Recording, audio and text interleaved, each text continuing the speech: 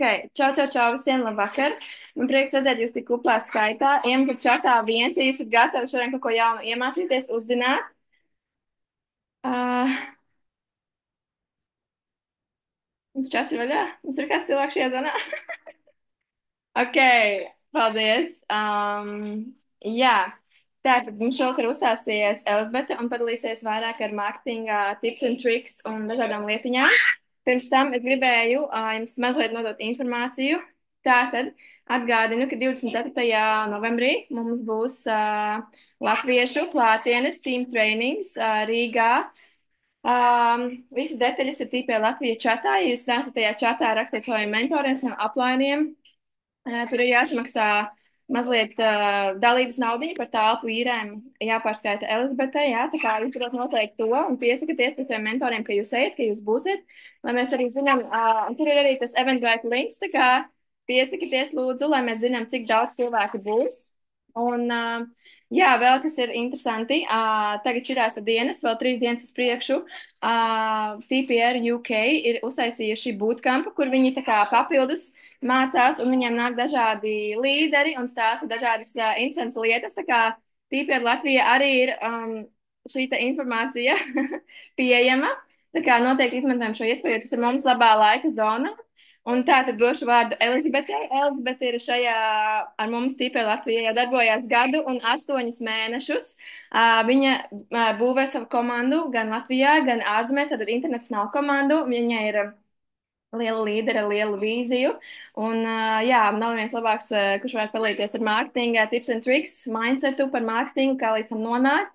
Tā kā, Elizabete, es došu tev vārdu, un lai jums visiem šovakar foršs vakars, un man liekas, ka labs svētdienas nobeigums, un sagatavojamies, jā, jaunai nedēļai, un uzsūcam daudz jaunu motivāciju, tā kā došu vārdu tev, Elizabete. Jā, paldies, Madara, to, kad iepazīstināji nedaudz ar mani. Sveiki visiem, kādu no jums jau pazīsti šeit, kādu mazāk. Bet jā, šodien es vēlos padalīties ar jums nedaudz vairāk vispār par mārketingu, kāpēc es tieši uzsāku mārketingu, un nedaudz arī pastāstīšu vairāk par sevi. Jā, kā Madara jau teica, es nodarbojos šeit jau gadu un 8 mēnešus. Varbūt kāds jums čatā jau mani dzird. Man liekas, ka dzird, vai ne? Ok, super. Jā, un es šo uzsāku, jo es vienkārši gribēju kaut ko vairāk, un es gribēju sākt pelnīt savu internetu. Es tā kā nezināju, ko, kā, un tad man šis visvairāk iepatikās, tās vērtības, un vispār gribēju tieši iemācīties tradingu. Un pirmos 6 mēnešus es vispār nenodarbojos ar mārketingu. Un, ja es tagad atskatītos atpakaļ, es būtu uzreiz uzsākusi, jo es jau no pirmās dienas zināju to, ka es gribu darīt mārketingu. Bet man likās to, ka man tur no sākuma ir kaut kas jāuzzina, jāiegūst rezultāti, bet tā pavisam nav, bet par to es nedaudz vēlāk pastāstīšu. Arī man ir kaut kādi galvenie punkti, par kuriem es vēlos parunāt. Jā, tātad, kāpēc tīkla mārketings uzskatu? Lai sasniegtu to, ko jūs vēlaties dzīvē, vienalga, kas tas ir par mērķi, vienīgā lieta, kas jūs attur no tā, ir tie cilvēki, kurus jūs pazīstat. Ja jūs kaut ko nezināt, kā tikt līdz tam, ko jūs vēlaties sasniegt, noteikti ir kāds, kurš zina. Un, ja jūs uzzinātu, tā kā iepazītu šo cilvēku, viņš jums arī varētu palīdzēt ar to, un viens cilvēks var pilnībā transformēt jūsu dzīvi. Un šajā gadījumā tas viens cilvēks varat būt jūs. Kad jūs sākat mārketingu, jūs varat būt tas cilvēks, kurš pilnībā transformē kāda cita dzīvi, transformē ļoti daudz cilvēku dzīves. Un tāpēc uzskatu to, ka tīkla mārketings ir viens no labākajiem biznesiem, kuru jūs varētu uzsākt.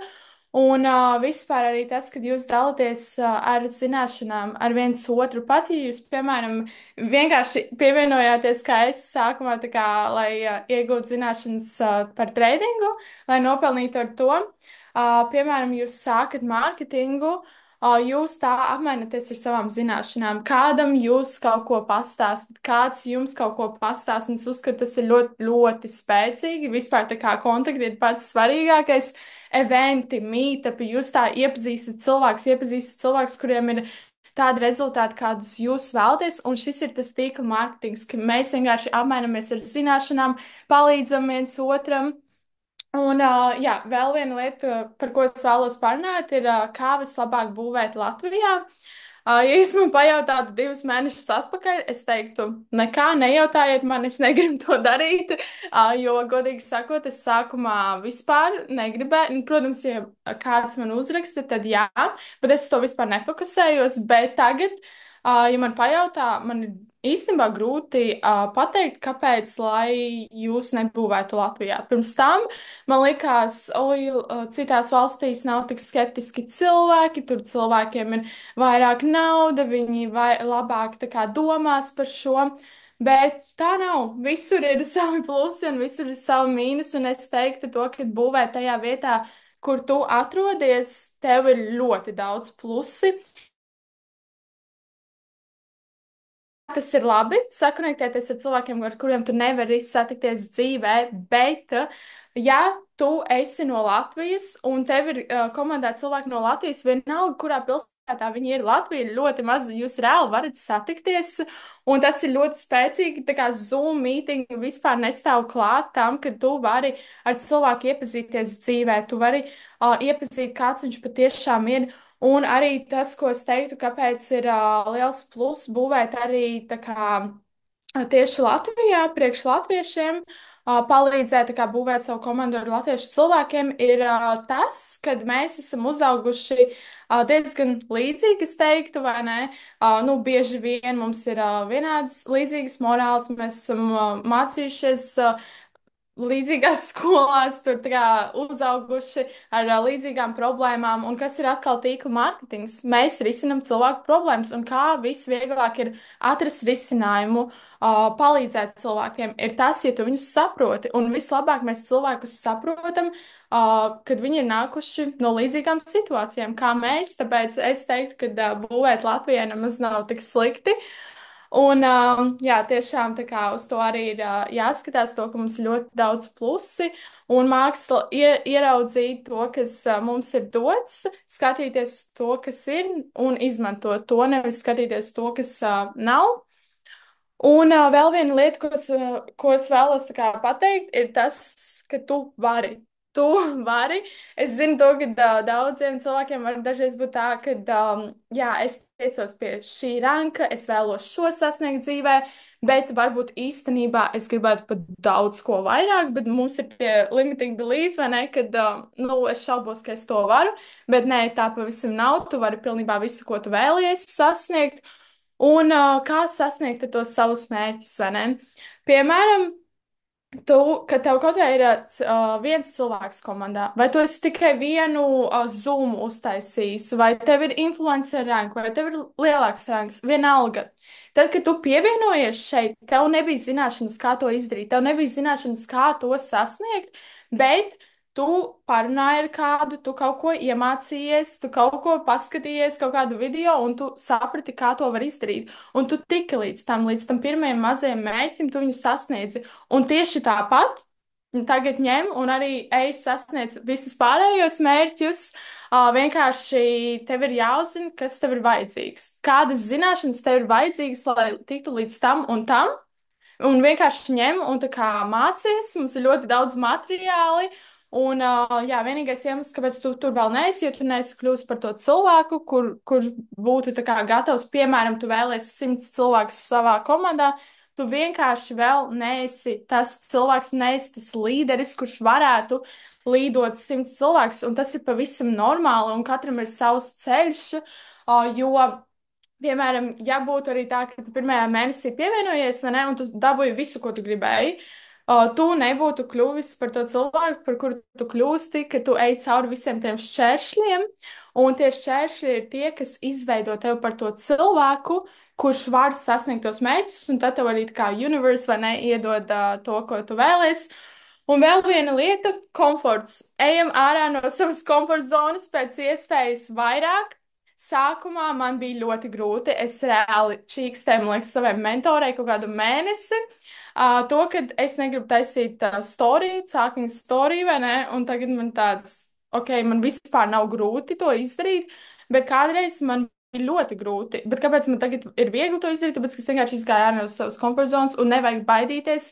Jo ātrāk tu iesi ārā no savas komforta zonas, jo ātrāk tu tiksi pie tā, kā tu vēlies, pie kā tu vēlies tikt. Un, jā, un tagad man arī ir tāds, piemēram, ja es jūtu, ka es neaugu, ja es jūtu, ka es palieku uz vienas vietas, man ir tāds, ok, iedod man kaut ko, vai Elizabete izdara kaut ko, kas tev izvedīs ārā no komforta zonas. Un tāpēc pēc iespējas vairāk to vajag darīt. Un pēc kāda brīža tev pat vispār nebūs problēmas to vairs izdarīt. Un, jā, un vēl tu esi mentors. Skatos, ko priekš manis dara mentors, bet ko es kā mentors daru. Mēs bieži domājam, vai ne? Ok, vai mans mentors man pastāstīja, tā kā es gribēju, lai viņš man pastāsta, vai viņš tiešām atbildēja uz manu jautājumu, vai viņš dara to, kā es gribētu to darīt, bet vai tu dari tā, kā tavs cilvēks gribētu, lai tu to dari. Ne tikai skatāmies uz mūsu mentoriem, vai ne? Mēs kā mentori palīdzēsim jums pēc iespējas labāk, kā mēs varam, bet arī tev ir jāskatās to, ka tu arī esi kā mentors. To, ka tev arī ir jākļūst par labu mentoru, kurš var kaut ko iemācīt cilvēkiem, un tā tu arī redzēsi rezultātus pēc iespējas ātrāk. Tad, kad tu jau varēsi kustēties pats, tad, kad tu jau pats zināsi, kā atrisināt to problēmu. Un, jā, tā tad, ko tu dari kā mentors? Veido savu komandu, satiecies ar cilvēkiem, tīpaši, ja tas ir Latvijā, vai ne, sakonektē viņus ar viens otru, taisi kaut kādus calls, satiecies, iepazīstini, jā, viens ar otru, meetupi. Tas ir pats svarīgākais sākumā. Tas ir vispār kā es sākumā uzsāku mārketingu, jo es gāju uz visiem mītupiem. Es vispār neko nesapratu. Es nezinu, kā es varēju tik ļoti neko nesaprast, bet es reāli skatoties atpakaļ, man liekas, ka man bija reāli tāds aptumsums galvā. Es vispār nesapratu, kā kas strādā, bet es vienkārši gāju uz tiem mītupiem. Es redzēju, kā cilvēki man blakus dara to, šo. Un, tā ir visvieglāk saprast, vienkārši skatīties uz citiem, un tu automātiski vienkārši sāc darīt to pašu, automātiski arī sāc ielikt kaut kādu storiju un kaut ko iemācies. Un tas ir arī, kā tev ir jābūvē sava komanda, tev ir vienkārši jārāda piemērs, jo būs ļoti grūti, piemēram, gribēt, lai kāds cilvēks ir, jo tu pievienoji cilvēku, vai ne, protams, ka tavs mērķis ir izdarīt tā, lai viņam kaut kādi rezultāti, pēc iespējas labāk rezultāti, bet būs ļoti grūti viņam to izdarīt, ja viņš skatās uz savu mentoru un, piemēram, skatās, ka viņa mentoram ir bail tur, nezinu, iziet uz skatuves un runāt, un viņš to tāpēc nedara. Vai viņš netaisa mītapus, vai viņš to un to nedara, tad ļoti grūti būs arī tavam cilvēkam to izdarīt, ja tu pats to nedari. Un, jā, tā tad izglīto sevi nepārtraukti, vienkārši nepārtraukti. Tā kā tu vēlies next rank, vai tu vēlies kaut ko tradingā sasniegt, vienalga, kas tas ir, iziet funded account, vai kaut kāds cits tavu mērķis ir. Vienkārši tev ir jāizglīto sevi nepārtraukti, jo tad, kad tu iegūsi to skillu, piemēram, tu gribi to sasniegt, tu saproti, ka tev, piemēram, nesanāk runāt zūmos, vai tev nesanāk šitas vai šitas. Skaties, mācies, ir tik daudz materiālu, vienkārši katru dienu sevi izglīto. Un es teiktu, piemēram, pēc gada tu vienkārši neatpazīsi sevi. Ja kādu laiku atpakaļ es paskatījos, ko es liku savos storijos, ko es darīju, kā es izskatījos pirms gada, un es vienkārši nevaru sevi atpazīt. Un tas ir tikai tāpēc, es redzēju, kā es tā kā augu, tikai tāpēc, ka es katru dienu kaut ko darīju, bet tajā momentā tu nesaproti. Tu, piemēram, kaut ko tu pievienojies šajā zvanā, vai tu uztaisīji kaut kādu webināru, tu tajā momentā pat nesaproti, kas notiek, kāds būs rezultāts no tā, bet pēc kāda laika tu atskatīsies atpakaļ un tu sapratīsi, ka visi tie soļi, ko tu veici, un tajā momentā tu nesaprati, kāpēc, neredzēji rezultātu, tevi novadīs līdz tam mērķim, kur tu vēlēsies būt. Un, jā, tātad kā piesaistīt cilvēkus? Es par šo tik dziļi neiešu šobrīd iekšā, bet gribu pastāstīt to, ka Instagram Reels, ja jūs nodarbojaties ar mārketingu, un jūs nepostojat rīlus, tad es nezinu, ko jūs darat. Vajag, vēl viena lieta, vajag vienmēr klausīties savos mentoros, jo es atceros, man Sandy pateica, sāc postot pilnībā katru dienu rīlus. Man bija tāds, Nu, labi, ja Sēnī pateica, tad ir jādara, bet es tā kā negribu. Es negribu, tā kāds kaut ko, man liekas, uzrakstīja. Jā, Reels šobrīd ir ļoti crazy, un jā, un man bija tāds katru dienu, ko es postošu katru dienu, bet es vienkārši saņēmos, un es piecas dienas pēc kārtas iepostoju reels, un man aizgāja pirmais miljons, tā kā views, un man bija tāds, ok, un kā jums liekas, kas ir pats svarīgākais, lai rīli aiziet viral? Piemēram, vienkārši kā jums liekas, vai ne, nav pareiza vai nepareiza atbilde, uzrakstiet čatiņā. Vai jūs redzat, ka kādam tur blogerim vienalga aiziet rīli viral vai kādam no TPR? Kas ir tas iemesls, kāpēc aiziet viral?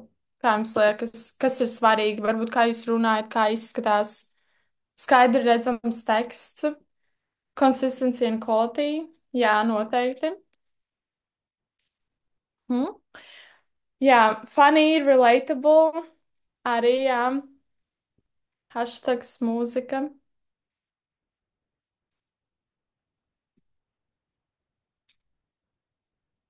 Jā, tas viss noteikti. Es piekrītu. Un ir vēl viena lieta, ko man liekas, neviens rāda, kāds tu esi, jā, ko neviens nepieminēja, kas man liekas ir viens no svarīgākajiem. Varbūt kāds pieminēja, es tagad nepamanu, bet tas ir cover of your reel. Tas, manuprāt, ir pats svarīgākais. Tūlīt parādīšu, kāpēc. Jo, piemēram, es ieju savā Instagramā, es uzspiežu search vai ne, un re, kur jūs redzat tā kā daudz bildītes, un cilvēks neviņš redz tavu mūziku, neviņš dzird tavu mūziku, neviņš redz tevi tur, neviņš zina, ko tu tur saki, bet es izvēlos pēc tās bildes.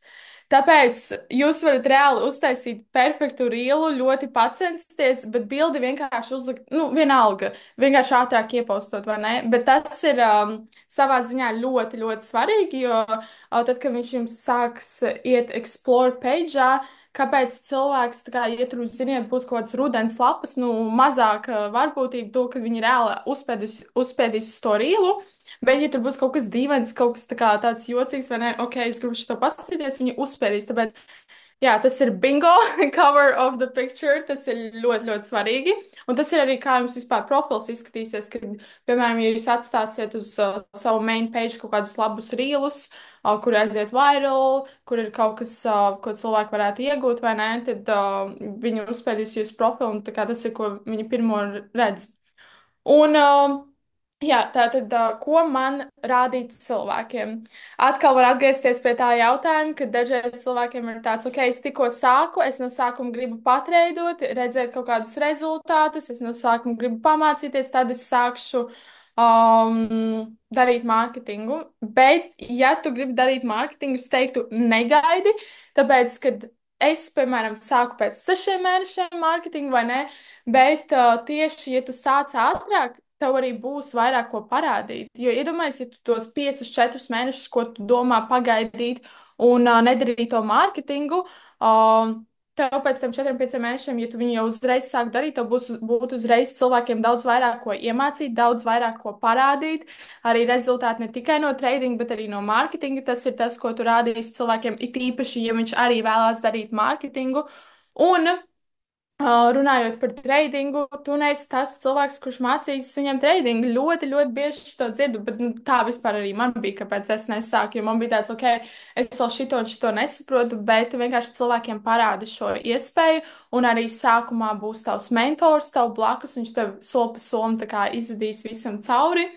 Būs kopā ar tevi, tā kā par to nav jābaidās, nav jāuztraucās, vienkārši jautājiet saviem mentoriem palīdzību. Es sākumā arī nejautāju, un es neko nesapratu, un es tagad nesaprotu, kāpēc nejautāju savai mentorai, jo man likās viss tik sarežģīti, viss tik nesaprotami, bet vienīgais, kas tev ir jādara, ir reāli jāpajautā mentoram. Viņš tev palīdzēs, ja viņš nezinās atbildēt uz tavu jautājumu, viņš sakonektēs tevi ar kādu cilvēku, kurš zinās, kā tev palīdzētu.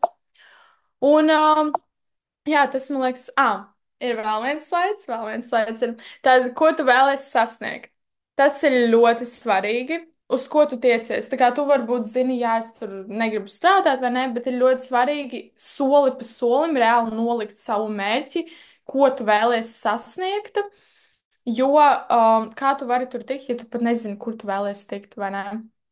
Tā kā, jā, ja tu vienkārši kaut kur ej, būs kaut kādas grūtības, kaut kas tev nesanāk, un būs arī grūti tā kā turpināt to darīt, ja tu pat nezini, kur tu gribi tikt. Tā kā, ja tu zini, piemēram, es gribu tādu kaut vai mašīnu, vai ne, es gribu tādu mašīnu, tu uzliec bildi sev priekšā, vai tu zini, ka tu viņu gribi, tad tu zini vismaz, ok, ja es turpināšu to darīt, ja es tikšu līdz savam mērķim, šis ir tas, ko es dabūšu, jo šis ir tas, ko es gribu. Bet, jā, ja tu nezini to, ko tu vēlies, tad, jā, tad tu vienkārši, kur tu vispār, tā kā, vai ne, ej, ja tu nezini. Bet, jā, šis ir arī viss, par ko es gribēju parunāt. Redzu kaut kādu. Jā, lūdzu, lūdzu. Jā, šis ir viss, ko es vēlējos padalīties ar jums. Vienkārši tad es gribu jūs visus redzēt, ka jūs taisat mītapus, nebaidieties, esat līderi vai ne, nevis gaidat, kamēr jūsu mentori kaut ko izdarīs, bet jūs jau gribat būt tas līderis. Esat tā kā arī piemērs saviem cilvēkiem, esat tas mentors, un arī jūsu cilvēki sāks jūs atkārtot. Tā kā jā, tas ir viss, ko es šodien gribēju pateikt. Un atdošu vārdu Madarai. Nezinu, vai mēs jau beidzam, vai kaut ko, ko tu arī vēlēsi vēl piebilst.